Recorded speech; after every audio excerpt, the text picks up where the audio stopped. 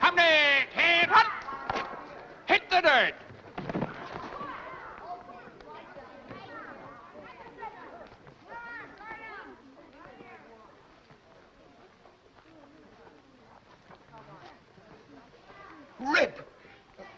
Rip Smith! Good old Sergeant Hoopendecker. Hi, you dirty face. Mon capitaine, je vous aime. Oh.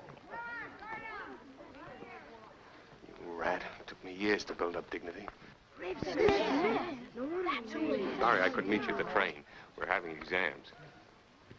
How's it going? The survey I did was good, huh? Right on the nose for the whole nation. You don't say. Well, what about this insurance thing? You're taking an awful chance, aren't you? Well, we're going to sell some insurance if we have to. Is that him, Mr. Hoopendecker? Oh, yeah, sure. That's him. That's he, all right. Jeepers. Rip Smith. That's plush. Mr. Hoopendecker said you were coming. He did, huh? We've been reading all about you in the basketball guide. I'm coaching him. That's part of the training. Here's my assistant. Mascot of the team. Hi. Hi, Rip. Hey, what's going on down there? That's a nickel a look. Gosh, there's the 9 o'clock bell. Come on, boys. Move along. Move along. Hi, Rip. Have you seen anybody yet? No, I've just been walking around. I'm going over to see the mayor now. Fine. Meet me after school at the town meeting hall. I'll introduce you to folks. Okay. So long, dirty face.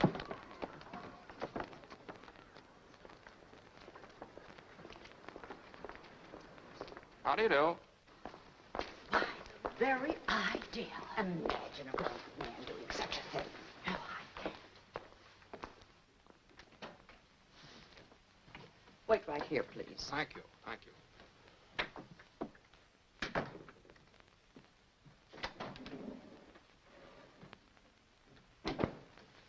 Where'd you disappear to? Drop in on my old pal, Hoopendecker. Why, what's this? What goes on here? His Honor the Mayor's in conference. Boy, what a town. You know, all we have to do is put the decimal points in the right place and we're home. Yeah. Let's pray these good people stay average, that they don't change. Haven't changed in 50 years. Forget it. Yes, these changes will make this town. The park and the playground will be placed right here, the hospital and the nursery here, the library here, and the high school here. As a mayor, naturally, I'm neutral, a servant of the people, but I still insist this plan's preposterous. Isn't it, Richard? Isn't it preposterous? I'm a little tired of hearing about it. She's been coming before this council for years. It's like a a filibuster. There ought to be a whatchamacallit. Law against such... No, Lou, this is a free country. The girl has a perfect right to speak her piece. All right. Thank you, Mr. Nickleby. And I shall continue to exercise that right at every council meeting until I drill it into your thick skulls that Grandview needs this new civic center. Oh, it's quite all right, Mr. Mayor. You're excused. Yes, excuse me, of course.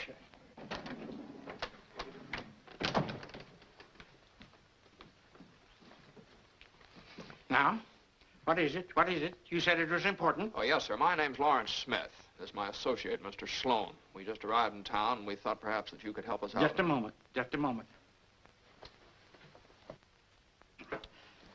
Notes for visitor's diary. At 9:46, a gentleman by the name of Lawrence Smith came in. Visitors are always welcome, I said. What can I do for you? Visitors are always welcome, Mr. Smith. What can I do for you? Well, speak up, young man, speak up. Well, as a matter of fact, we want to open an insurance office. We thought perhaps you could recommend a real estate agent. Mr. Smith requested that I recommend a real estate agent. You place me in a difficult position, I said. The mayor cannot show partiality. Just a moment. I'll get Lou Dickens out here. Best real estate man in town. Rest of them ain't worth a hoot and a holler. What about the hoses? The upkeep. That means more whatchamacallit, don't it? Taxes. Excuse me. Now, Dick, why not approve the plan in principle and let the voters decide? It seems to me, Ben Moody, that Mr. Nickleby's been very unselfish about this. As the leading contractor in town, he'd naturally benefit, yet... We simply can't afford anything so ambitious. Did it ever occur to you, Richard Nickleby, that social improvements would attract new people, new industry, new wealth, so that we could afford it? Glad to be of, service. Wow. Like the fellow says, thank you.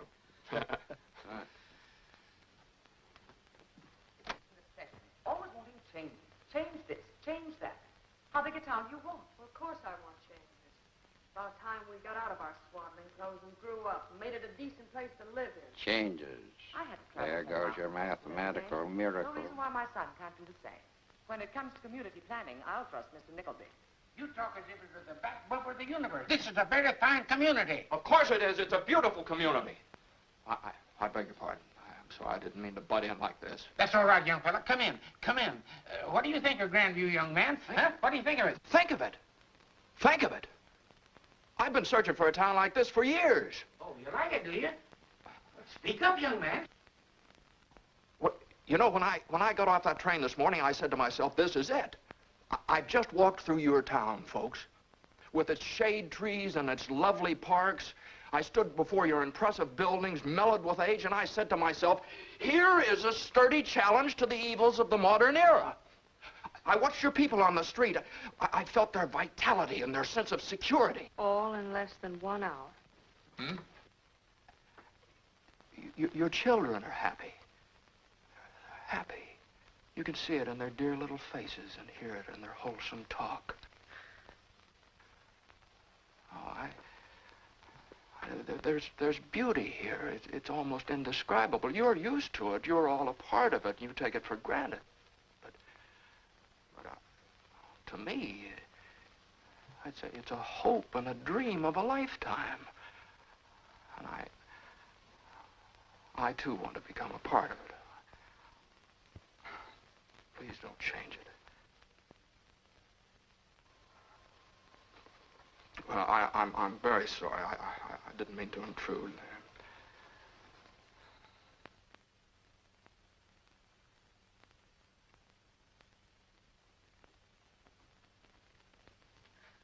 He's right. Absolutely right. That makes me, what you call it, proud. Now, that's the kind of young man this town needs. I move we adjourn and forget all this silly nonsense about high school. Second motion. All those in favor? Aye. Meeting's adjourned. It took a stranger to pound some sense into us. I hope this is the last time we hear about this civic center. You fascinate me. Magic Town, 1947. A social commentary exploring the impact of public opinion polls. Magic Town, the 1947 film directed by William A. Wellman and starring James Stewart, is more than just a charming, albeit somewhat forgotten entry in the post-war cinematic landscape. It's a complex and subtly critical examination of the American ideal, the allure of small-town authenticity, and the corrosive power of data in a rapidly modernizing world. Through Stewart's captivating performance as Rip Smith, a marketing researcher who stumbles upon a statistically perfect town, the film explores the tensions between progress and tradition, privacy and publicity, and the very definition of what it means to be average in America. The film opens with Rip Smith, a down-on-his-luck marketing analyst, struggling to keep his business afloat. He's weary from the relentless chase for accurate data, the lifeblood of his profession, in a post-war America increasingly obsessed with understanding and quantifying consumer behavior. In a stroke of improbable luck, Rip discovers Grandview, a seemingly unremarkable little town that mirrors the national demographic profile in every conceivable way. Grandview quite literally embodies the average American experience. Initially, Rip sees Grandview as his golden ticket, a shortcut to success that will catapult him to the top of his industry. He establishes a company, Grandview Polling, and begins exploiting the town's statistical perfection by selling their data to corporations for a hefty profit. He paints a rosy picture of Grandview to the outside world, highlighting its quaint charm, tight-knit community, and unyielding traditional values. In essence, he monetizes the very idea of the idyllic American small town, transforming it into a commodity. However, the film quickly moves beyond a simple rags-to-riches story. As Rip spends more time in Grandview, he begins to appreciate the town's genuine virtues and the simple lives of its residents. He falls in love with Mary Peterman, Jane Wyman, a local schoolteacher and newspaper editor who embodies the town's moral compass and unwavering belief in its inherent goodness. Initially, Mary is suspicious of Rip's motives, sensing a potential disruption to the delicate balance of their community. She represents the traditional values that Rip is exploiting, forcing him to confront the ethical implications of his actions. Herein lies the central conflict of Magic Town. Rip is torn between his ambition and his growing affection for Grandview and its people. He realizes that the very act of publicizing Grandview's statistical significance will inevitably destroy the very qualities that make it unique. The influx of tourists, corporations, and media attention will disrupt the town's equilibrium, transforming it into a caricature of itself.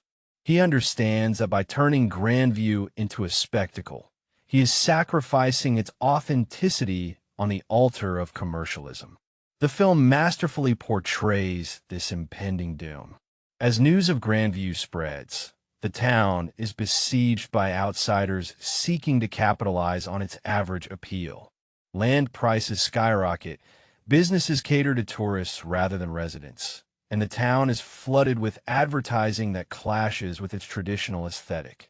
The once harmonious community begins to fracture as greed and self-interest replace the spirit of cooperation and neighborly love. One of the most poignant scenes in the film depicts a town meeting where the residents debate the future of Grandview. Some are eager to embrace the newfound prosperity, while others fear the loss of their way of life. Mary Peterman eloquently argues for preserving the town's values, reminding her neighbors that true wealth lies not in money, but in the strength of their community and the integrity of their character. This scene encapsulates the film's central message, that the pursuit of material gain can come at the expense of human connection and spiritual fulfillment. James Stewart's performance as Rip Smith is crucial to the film's success.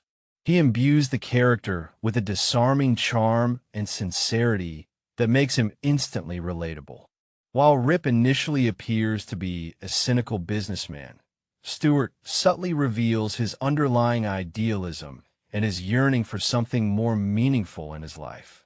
As Rip witnesses the destructive consequences of his actions, Stewart's subtle shifts in facial expression and body language effectively convey his growing sense of guilt and remorse.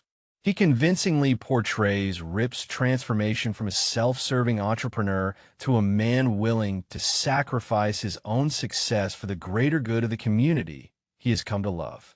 Stewart's everyman persona, honed through years of playing honest and decent characters, further enhances the film's message.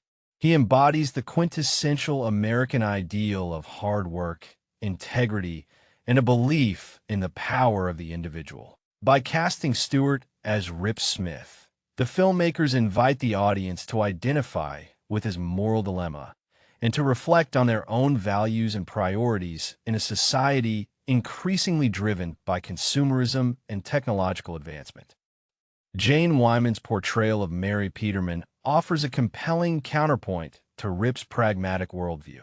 She represents the traditional values of rural America, emphasizing the importance of community, education, and ethical conduct.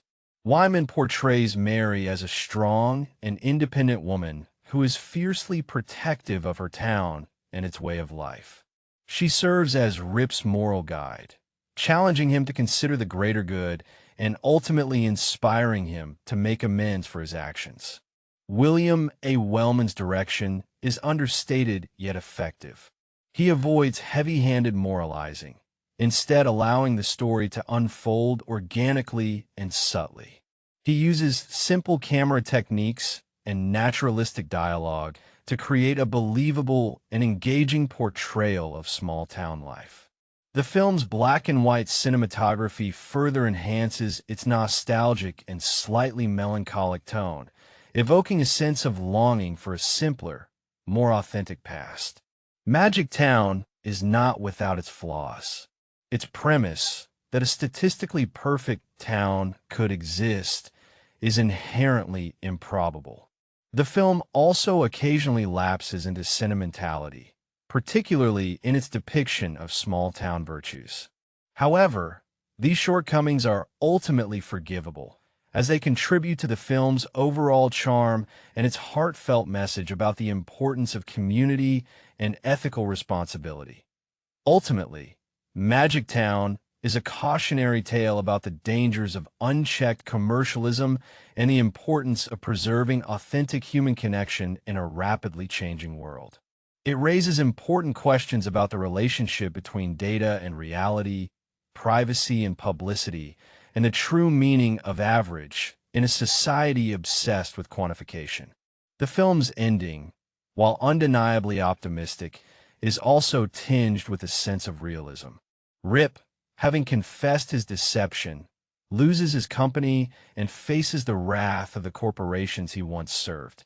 However, he earns the respect and love of the people of Grandview, and he ultimately finds fulfillment in helping them rebuild their community on a foundation of honesty and integrity. The film suggests that while the allure of progress and prosperity can be seductive, true happiness lies in embracing genuine human connection and upholding ethical values. In conclusion, Magic Town remains relevant today, perhaps even more so than when it was first released. In an era of big data, social media surveillance, and the relentless pursuit of quantifiable metrics, the film serves as a timely reminder of the importance of preserving the human element in our lives. James Stewart's iconic performance, coupled with William A. Wellman's thoughtful direction, elevates Magic Town beyond a simple feel-good movie, transforming it into a poignant and enduring exploration of the American ideal and the challenges of navigating a rapidly modernizing world. It reminds us that true value lies not in statistical averages, but in the unique stories, traditions, and connections that define our communities and make us human. It's a film that encourages us to question the data, to value authenticity, and to strive for a world where progress doesn't come at the expense of our shared humanity.